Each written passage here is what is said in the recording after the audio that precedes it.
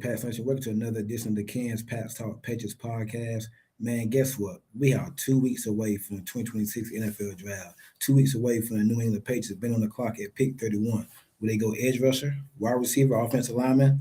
Who knows? Defensive tackles, a lot of positions out there the Patriots could go. But we better talk about it right here, man. 2 weeks away. It came quick. It came pretty quick, man. Before we get started, hit that like button.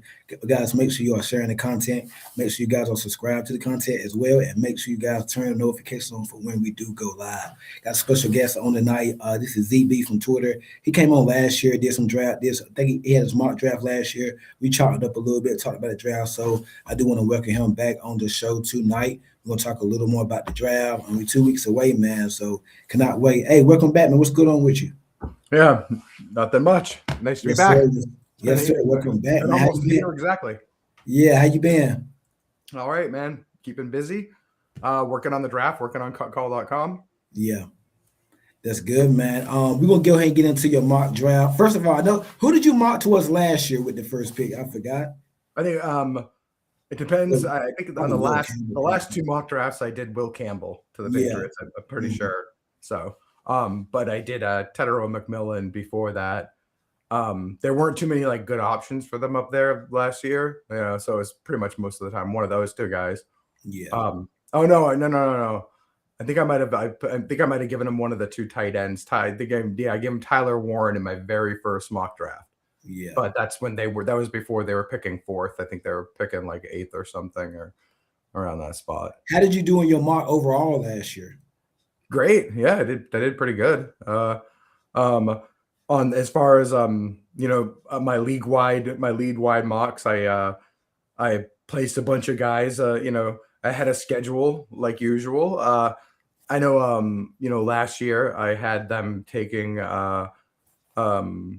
a couple of UDFAs, so basically all their UDFA fullback and their UDFA wide receiver, Efton Chisholm. I actually had them taking them. Oh, both of them? Yeah. Brock Lampy and Efton Chisholm. I had them taking both of those guys as UDFAs. Wow. Yeah. They needed the position, so I was pretty happy. I was especially proud of the Brock Lampy call.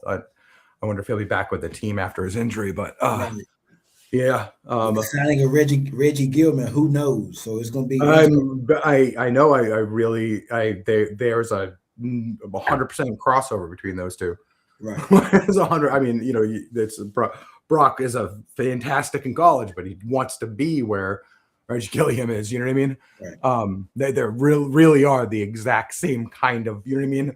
Exact same kind of player. I mean, maybe Gilliam's a little bit more of a running fullback than a pass catching fullback, but they're the same kind of guy, blocker first, blocker all the way, and then what you get after that is a bonus here or there. I'd say Lampy's a little bit better of a smoother receiver. That's about it.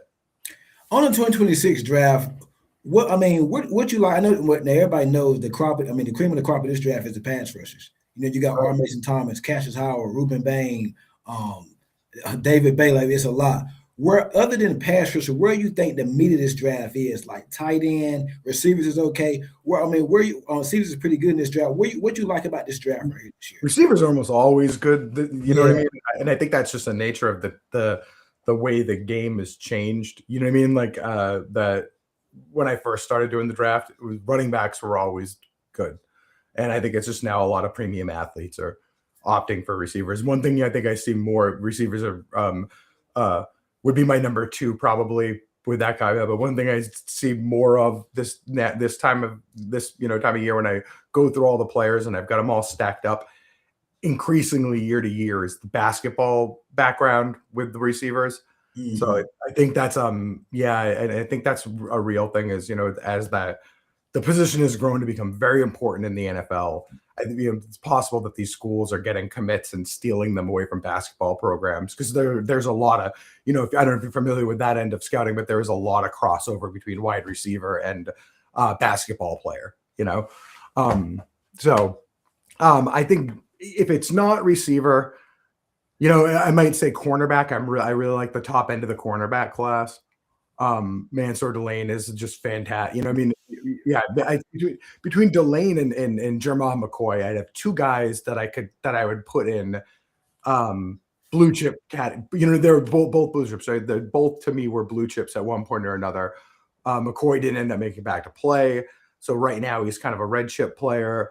But on talent, McCoy is very. I could put both of them in the first 10 picks and it wouldn't bat an eyelash, you know.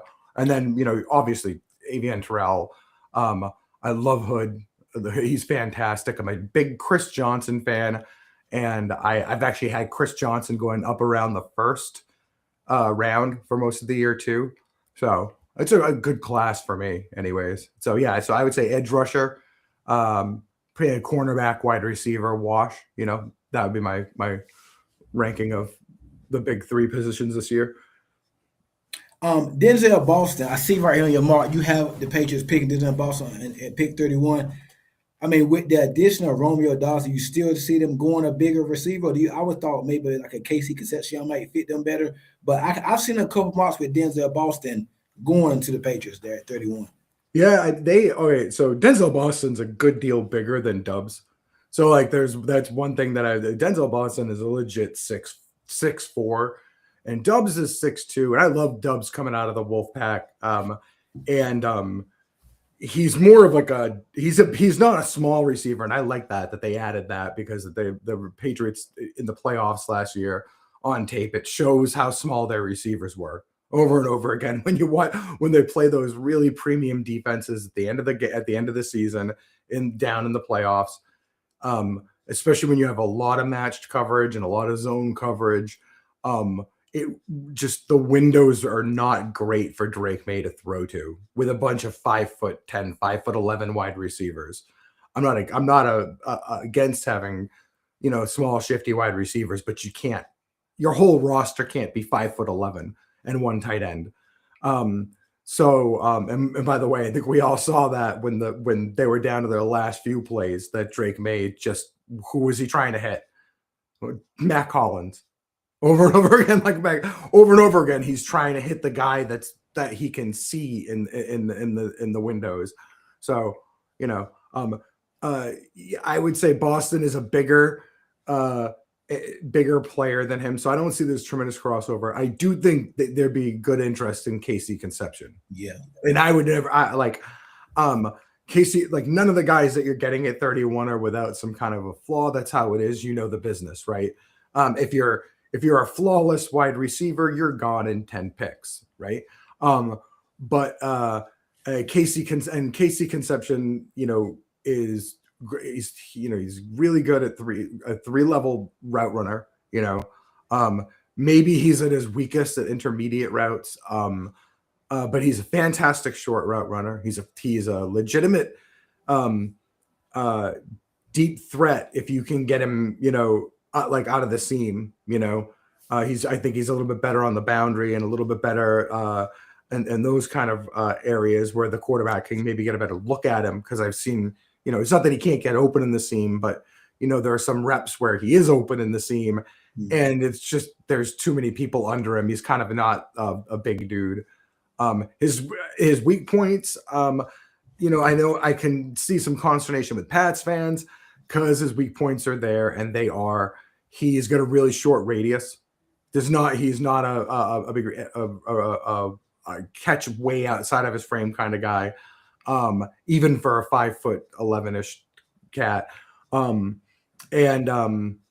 It's a little bit tougher than it should be, because he also has this habit, especially on middle of the field routes, like run a dig route, something along those lines, of letting the ball get into his frame, which doesn't help, because you'll see some reps where he just doesn't time it right, and the ball gets, you know, kind of like up into his body a little bit late and kind of bounces out, or ball gets up onto him really quickly, and he doesn't have enough time to get his hands up. So, and then, you know, that also manifests itself with some drops in, you know, I think he dropped like 3 touchdowns last year, at least 3 touchdowns that were right in his hands. One of them, he was dead. I mean, it was like right there. And, on a slant. Yeah, it was on a slant, I think. I'm pretty damn sure it was a slant. So he's got that. He's got those two sides to him, but he gets open, and I think that there'd definitely be interest there in that regard. So You was big on the Kyle Williams pick last year. I remember. How you feel about his 25 season, 2025 season? I think if you go to my Twitter, I'm thinking Dobbs probably going to be the Diggs replacement. And assuming they get AJ Brown or Denzel Boston, Kyle Williams probably maybe he probably gonna be your third wide receiver if you get rid of Kayshon Boutte. So yeah, how'd you feel about the Kyle Williams his season last year? I thought he was pretty good with the limited snaps he got. Yeah, I thought he flashed what Kyle Williams. If we were to say, hey, break down Kyle Williams, we saw the core of what he's about. And Kyle Williams, big plays, like he was big plays in college. He was big plays all the way through college, and then as he got, towards his final season, he kind of started to fill in more like small plays and a little more possession type stuff, but he's a big play guy. And you know why? He's fast as shit. And he's that, I can't say enough. I actually have on my Twitter a video of him and Casey Conception running the exact same route. I've seen that. Yeah. And it's a good little, and there's a lot of crossover between the two guys, but I will say this, that there's not 100% crossover, because I would definitely say Kyle Williams is more of a deep threat than Casey Conception is. And Casey Conception is a better, short routes, short routes in breaking route, the quick little in breaking routes. I would take Casey Conception if I needed a first down really bad. I would take Kyle Williams if I were going for 7, but I thought Kyle Williams great. I thought what we saw was enough. We like you mentioned Diggs, right?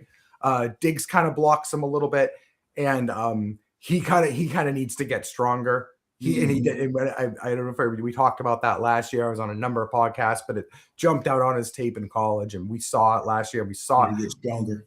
Yeah, we saw it in camp too. I got video from training camp where he just, if you're gonna play that boundary game and you're gonna play the deep threat out there, you have to be comfortable catching the ball with someone right next to you, comfortable catching the ball through contact. So those are things that I think Kyle needs to work on. But I was really impressed. And as far as Patriots receivers go, that was it's kind of sad to say that, but I mean, it's probably the best rookie receiving season for a Patriots since been a minute, right? Jacoby Myers, I think, had a solid rookie season, didn't he? Yeah, he did. Yeah. So probably since Jacoby Myers. As an undrafted guy. He was undrafted. Yeah. And then before that, his name is escaping me. The kid they took in the fourth round that ended up playing in the Super Bowl for us. He had a degenerative. Malcolm Mitchell. What? Malcolm Mitchell. Malcolm Mitchell. Thank you. Thank you very much. That's how you know you're old. So yeah, Malcolm Mitchell, I think, had a good rookie season too. But I mean, there've been a lot of, Jalen Polk getting injuring the same shoulder he injured in college right away. The preseason game. Tiquan, and then doing it again the next year. So 2 years in a row, unfortunately for Polk, that's probably a career for him. I don't think you're going to make if you break your shoulder, your clavicle 3, he's now broken a clavicle 3 out of the last 5 years he's played football. At this point, you have to sit there and wonder, are you going to, be able to actually play the game of football, Tyquan Thornton. Tyquan Thornton, yeah. Yeah, he had nothing. Yeah, there was nothing there. N'Keal Harry. N'Keal Harry was terrible. Yeah. I mean, even Aaron Dobson had a better rookie season than those he guys. did. Yeah. I was really happy with it. So with Kyle, let's just take the next step. But what we saw, we saw him run past people. We saw him connect deep. So more of that. So yeah, I think Kyle is he's a good player to have. Going into next season, and they're expecting stuff from him too. You heard the coaches say that. Moving on to your second pick in your mock draft, Romello Height. Why Romello at that spot and instead of other pass? Because they didn't need pass rushers. But why'd you select Romello Height? I I selected like Height too. Romello. I actually thought he kind of.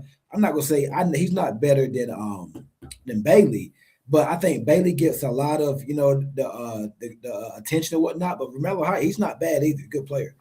Yeah, I've actually been so I had these guys all up. I start my drafting right after the draft, so I've had these guys up on the board since August or September, maybe both of them.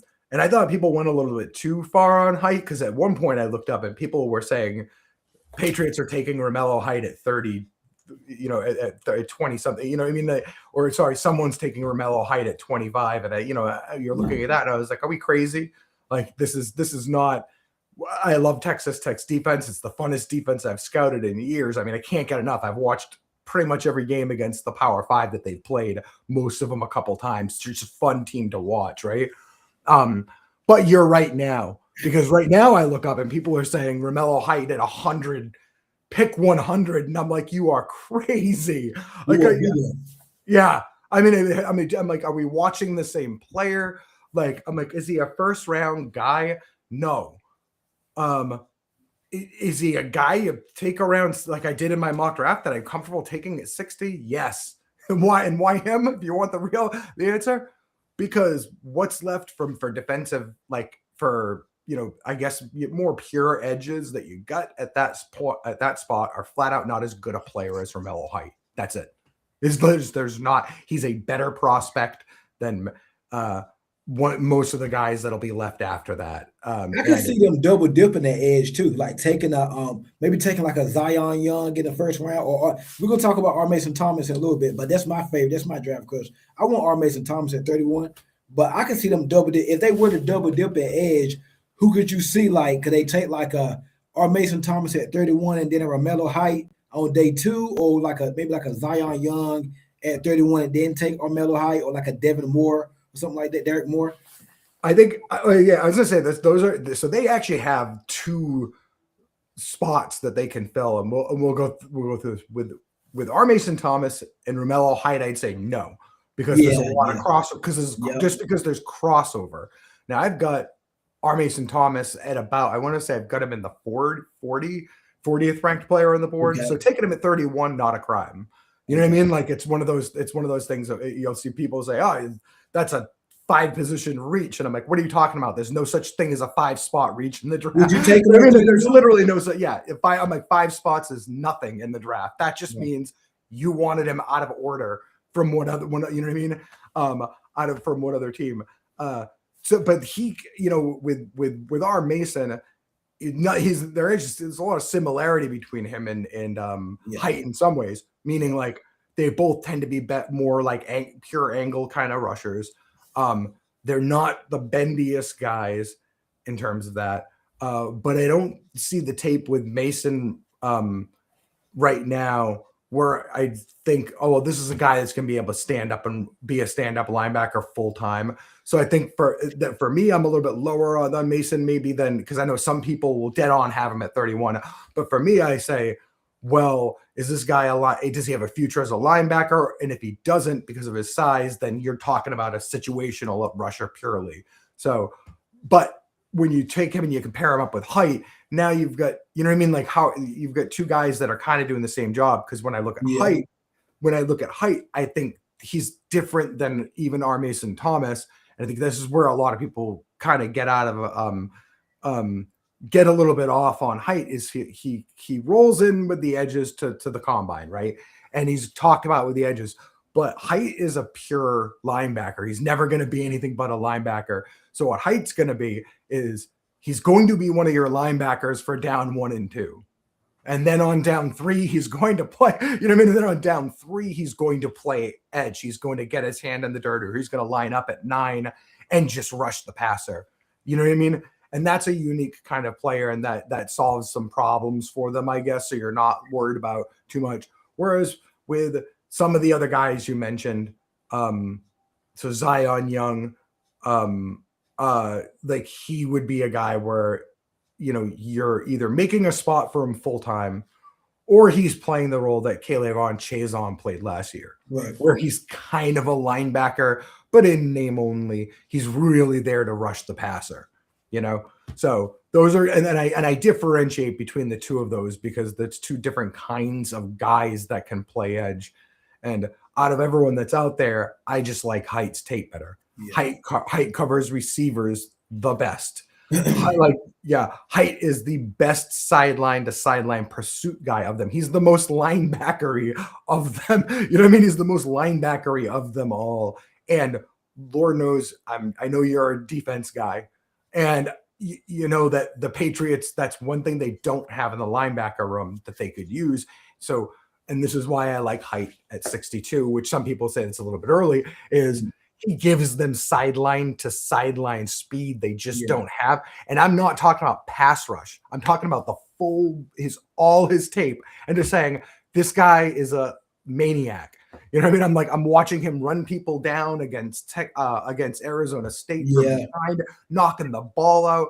I'm watching him cover tight ends and running backs up out the flats into the hooks. You know, and I'm like, well, they don't have a guy. They don't have that guy. And they also need some pass rush juice. They need some juice on the edge. Yeah. And I'm saying, so who's the guy in the draft that does both of those things? Well, that's Romello Height. You know what I mean? That's why I said at 62, I think I would be happy if they took him. I get that he's older. I get all the things that people will say. You can't really hold the age against him that much. He missed a whole year because of injury and whatnot. And when he's been on the field the last 2 years, he's been just like an excellent. And I've gone through enough of his tape at this point where I'm like, he's just an excellent ball player. And you're right, by the way. Yeah. Bailey is a top 10 pick easily. Yeah. And Bailey's a better pass rusher out of the two. Bailey's a better, more powerful pass rusher. You can slot in at defensive end a little bit better. But the difference between who's causing sacks and who's like this whole narrative that Height's only getting sacks because of David Bailey. And I could show someone off the top of my head, I could think of 3, maybe 4 sacks, something in that range that Bailey would not have gotten if it weren't for Romello Height.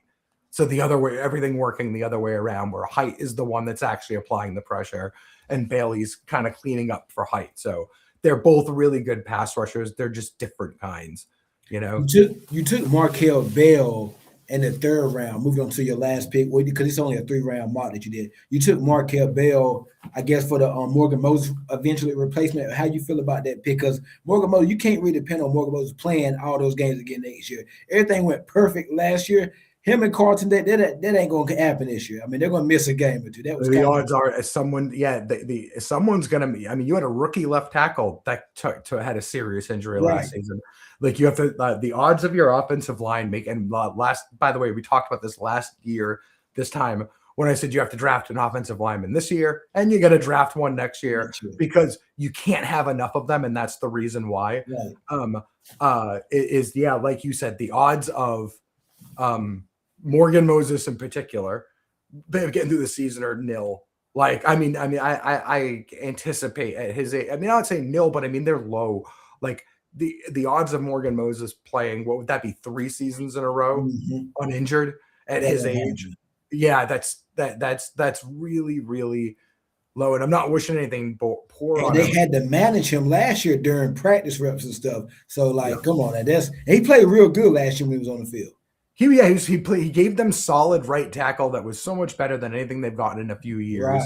Right. I took Markel Bell, so that might be a little bit early for Bell. But you know, when you're doing 3-round mocks, you're really, you know, it's kind of like you're staring at a stack of guys and you're like, well, I'd rather just take Bell. Because I think Bell would be an interesting fit, and Bell is a high upside guy.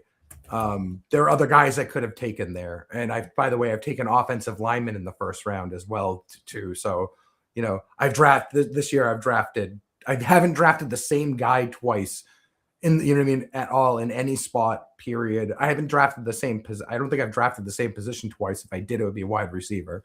Like, that's it.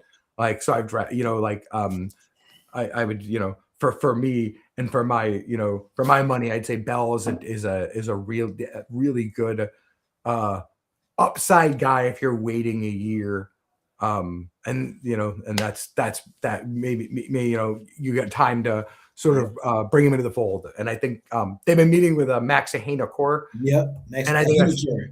yeah. Yeah. And he's another guy that I'd say he's not massive like Bell is, but they're both kind of freakish athletes, and big fellas and freakish athletes for their size. He's another guy that I'm like, you're kind of taking him for 2027. Yep. Yeah. That I wouldn't expect Max Ahenakor necessarily to step in and start right away. It would be Max Ahenakor would be learning. Wide receiver, my man. Yeah. I wanted to say, okay, so if DeMar went like that, Denzel Boston, Romello Height, and Markel Bell, I wouldn't mind that. I think that's pretty solid. I did want to talk about some of the tight ends in this class before we get off for the night, guys. Make sure you're hitting that like button. Make sure you turn those post notifications on for when we do go live. Make sure you also subscribe to the Ken's Pats on Patriots podcast. Also, this show is powered by the Sportsline Media. Go over to www.sportsline media. Go check out the website. Got some new merchandise on the website. Make sure you go check it out, man. Once again, that's www.sportslinemedia.com. This show is powered by the Sportsline Media Network. Some of these tight ends, I like Sam Roush out of Stanford. I like Max Clare. Delp, he's pretty solid too. Michael Trigg, I think he maybe can go late day 2, early, probably day 3. Michael Trigg is day 3. Yeah, I see he's a day 3 guy at this point. Yeah, he moves like a wide receiver, but a guy that's been catching a lot of steam lately is Jolie out of NC State. I've been watching. I've already got a few Jolie videos. I'm a big Jolie fan. Yeah. The Patriots have not worked him out. I believe in Justin Jolie so much. I can't tell you. He's in my top 5. I like him as much as anyone in America. I don't think there's anyone that has Justin Jolie ranked over me. I believe he's right now sitting at like 101 on my big board, which is probably 50 spots ahead of consensus. I just like Justin Jolie's game. And again, like I said, I have my second cut up. So my second full episode of cut up on Justin Jolie will be hitting probably tomorrow. Mm-hmm. And I'm an enormous fan. With Max Clare, a little bit like I was really a big fan when he came coming into the season. He did not deliver the kind of tape I wanted to see out of Clare. So with Clare, there's a little bit of a concern that you're looking at, are you in a situation where you're going to have to wait 3 years before you've got a full-fledged tight end who can play? Yeah. I would say my tight end. So number 1 is, obviously everyone, I've had Kenyon Sadiq on top since the summer. My number 2 since the summer has been Eli Stowers. I had him in the first, even in the summertime, I had him in the first. Yeah.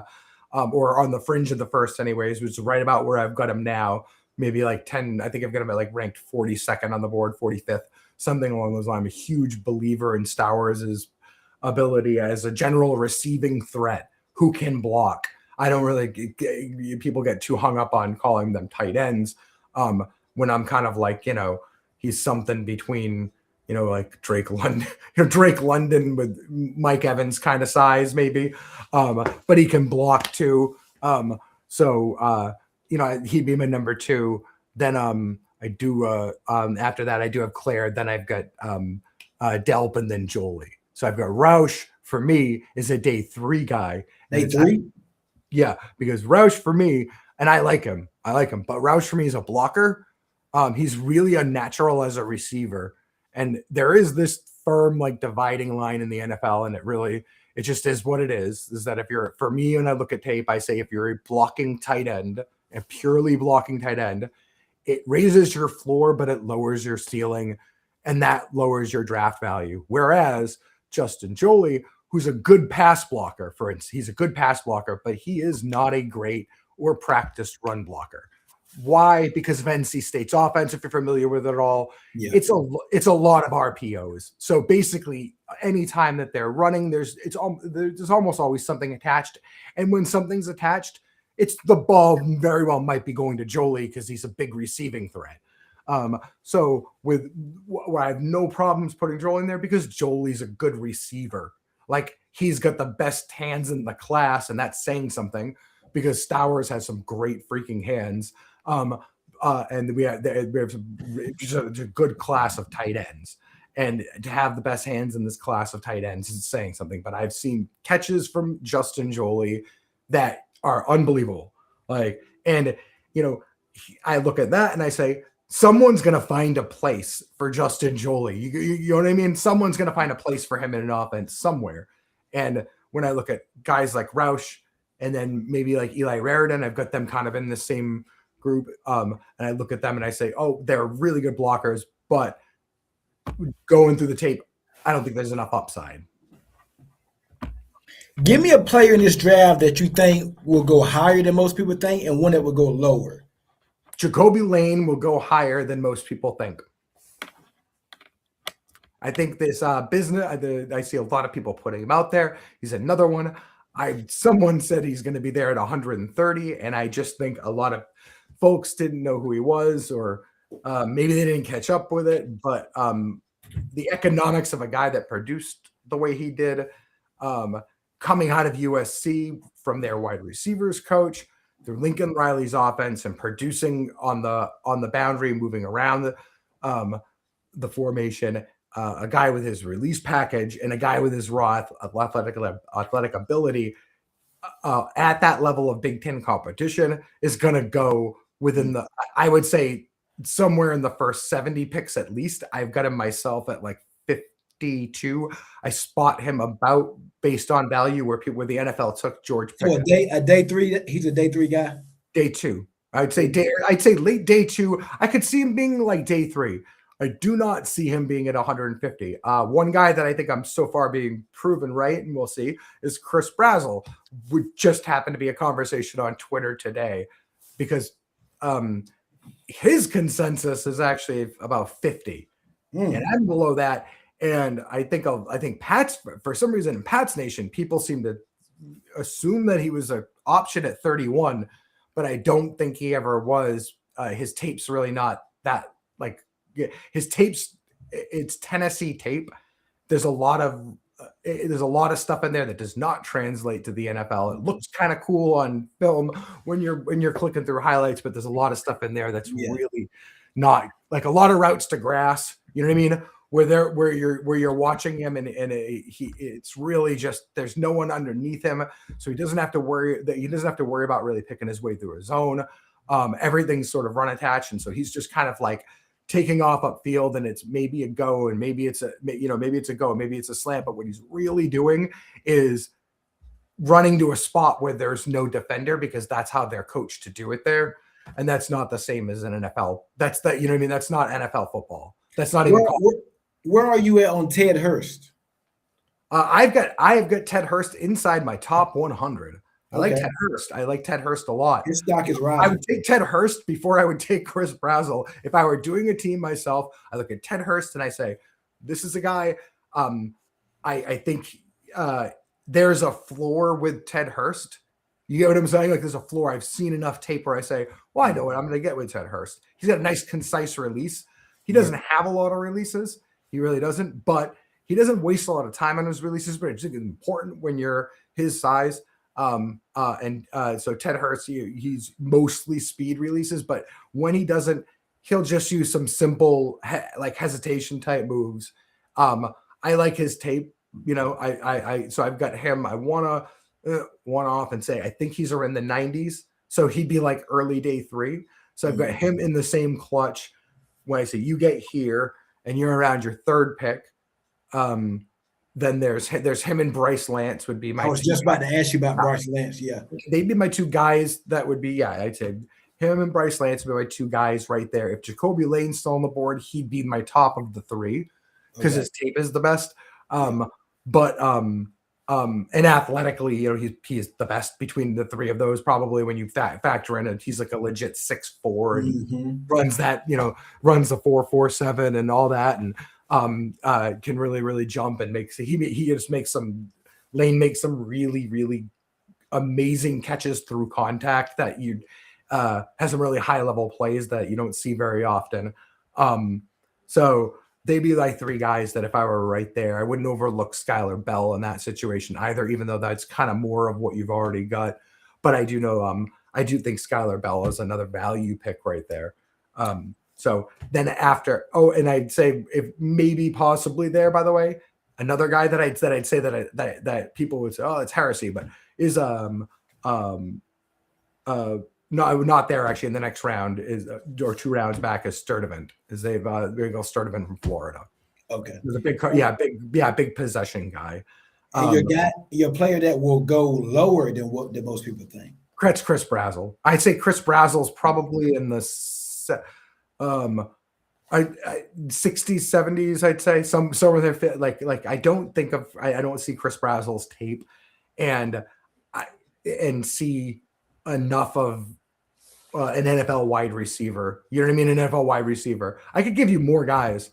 I mean, Ty Simpson is probably, I would say Ty Simpson's off the board in the top 15 at the least. Wouldn't be surprised if he's off the board in the top 10. And I have never wavered on that. I think people every year everyone plays this weird game where they pretend the second best quarterback or the quarterback they think is the third best quarterback. So they slight them by making them the top of the second round. Like people pick a lot of quarterbacks at the top of the second round, which they don't.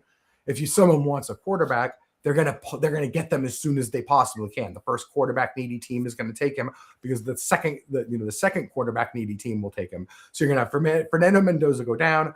Whoever your next team is in line, if they really need a quarterback, they're going to take Ty Simpson. They're not going to pass on him. Like he's going to be off the board well before people think. So that'd be another guy that I think will go higher than a lot of people think. Go ahead. I could probably go down on a list of guys that I think are going to go lower. We can stop there. I mean, there are more guys I think will go higher. Jadarian Price will go higher. Yeah.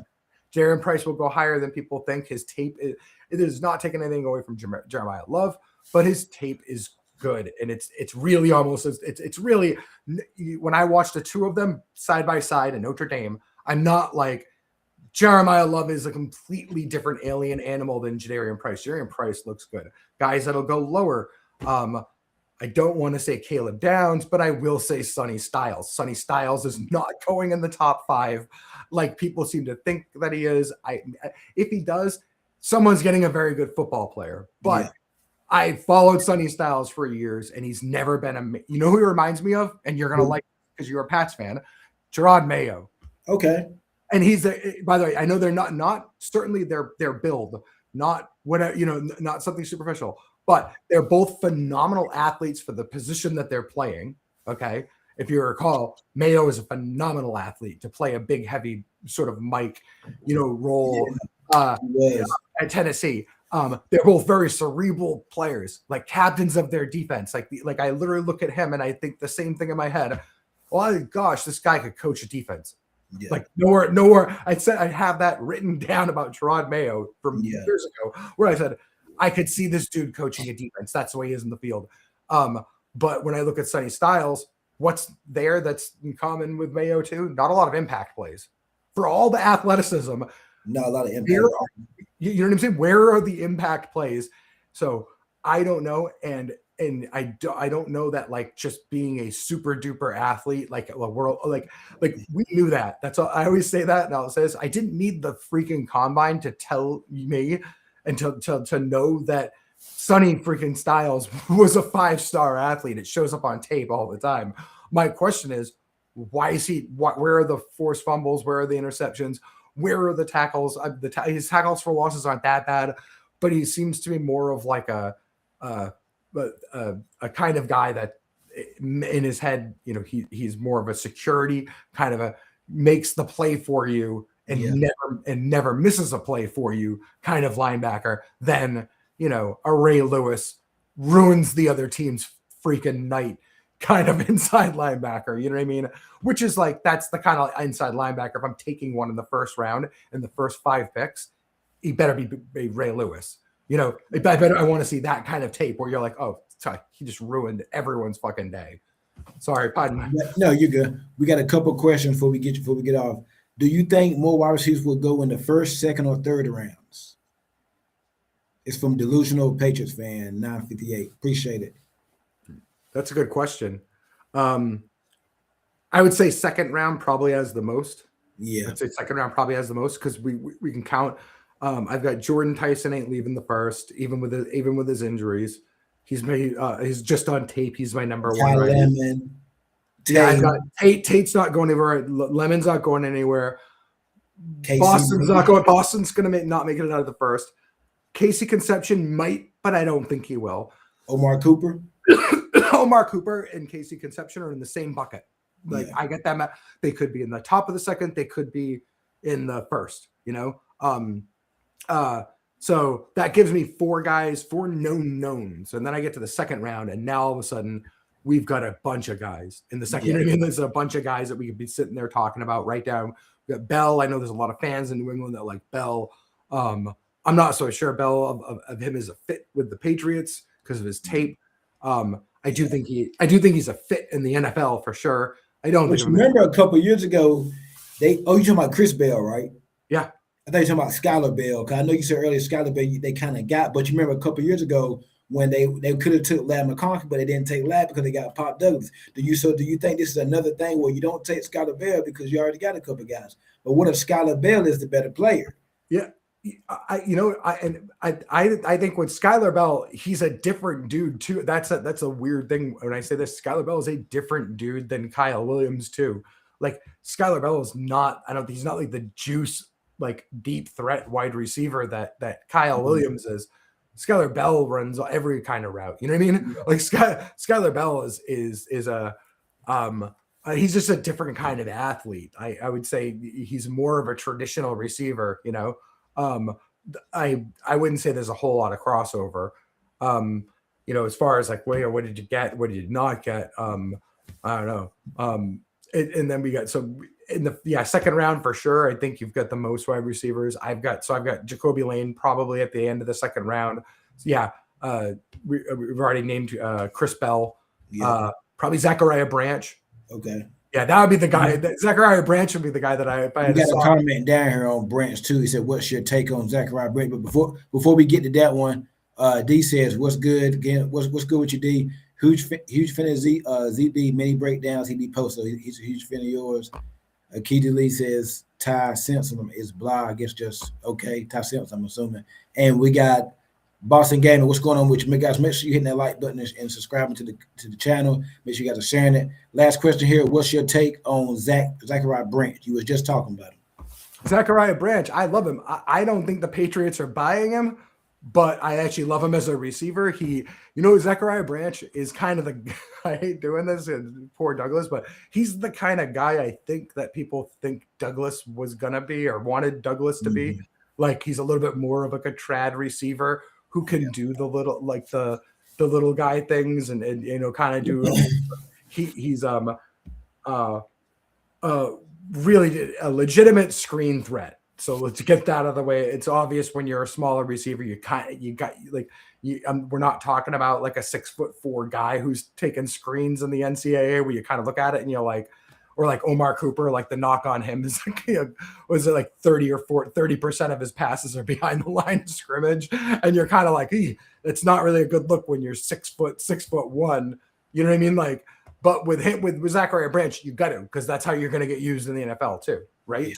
Yeah. And he runs the hell out of a screen, but he's also, and this is big for me. So he runs really good flag routes, corner routes and stuff like that. That's huge for me because when I see him running flags and outs and I see a little guy, that's an area where smaller wide receivers sometimes struggle because creating that window is difficult. You got to know how to you got to know how to cut that off. It's an area that I still see Demario Douglas struggle, where he struggles trying to create a window for his quarterback because his and finding the right zone to sit in. No, it's oftentimes when he's doing like an outbreaking, like when he's doing like an out, when he'll do like a quick Omaha and out, and you'll see him do this. His inclination is to run it upfield and to try and create separation, getting as fast to the outside and fast upfield. And that's really not especially when you're small and you create a small window, you need to be able to like run it almost like a banana and have this ready so that you're breaking back towards your quarterback and coming back underneath the leverage. And you know what I mean? Because you need to create that window. Because if you are, I forget how tall Pop Douglas is, 5'7", 5'8". When you're that size it shows on tape all the time. You get a 6 foot tall cornerback behind you. right? Your quarterback's margin for error is incredibly small. And I see Zachariah Branch, and he knows how to make that catch. He knows how to he has a flag. He had a flag route in the playoffs. I want to say it was against Miami. It may have been against Alabama. Maybe in the college football playoffs it might have been the SEC championship, but I digress. And he has a flag route late in the game, and he scores a touchdown on it. And I'm watching him go through this, and he knows how to get open by getting underneath.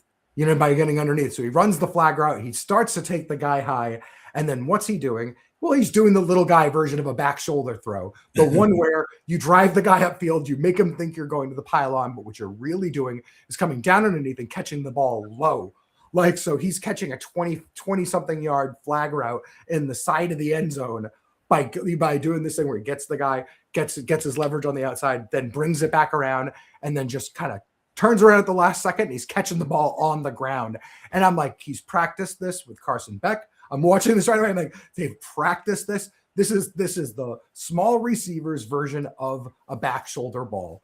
Throw it down, throw it away where the defender can't get it, and you let your receiver get down there and get it. And they used to do that. Brady used to do that with Edelman all the time, where you'd see them, he'd throw this ball down and away where only Edelman could get it. You know what I mean? And Edelman would go down and get the ball. And I see Zachariah Branch do those kind of plays. So I think it bodes well for him.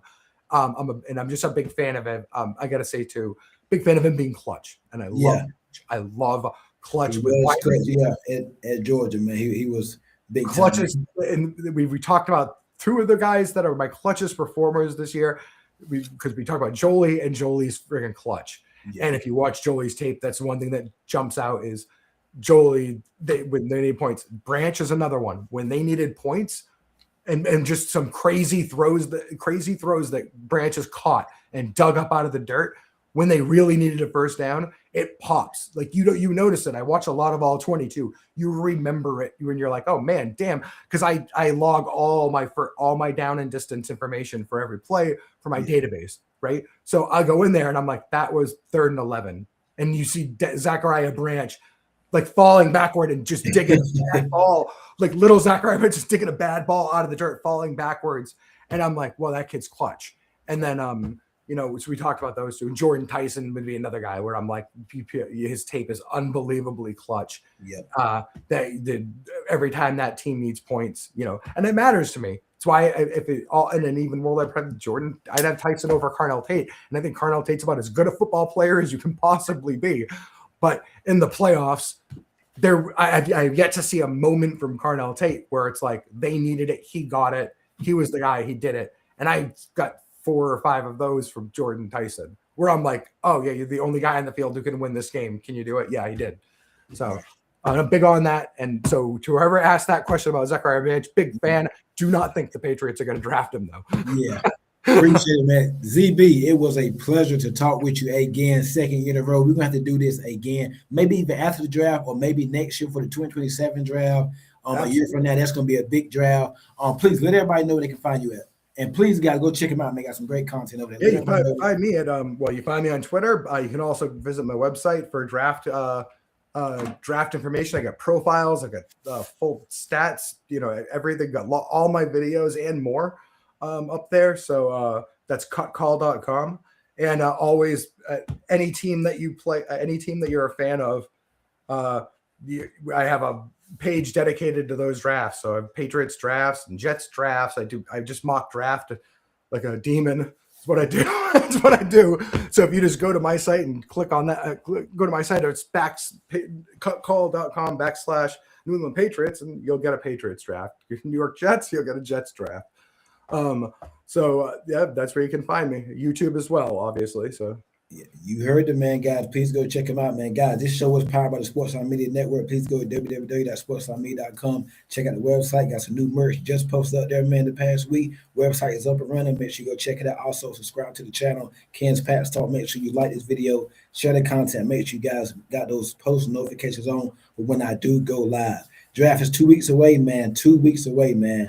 Stay tuned, man. I'm doing another show tomorrow. The rest of the week, we got a lot of time. We got a lot of time, man. Still a lot of time. It's 2 weeks away.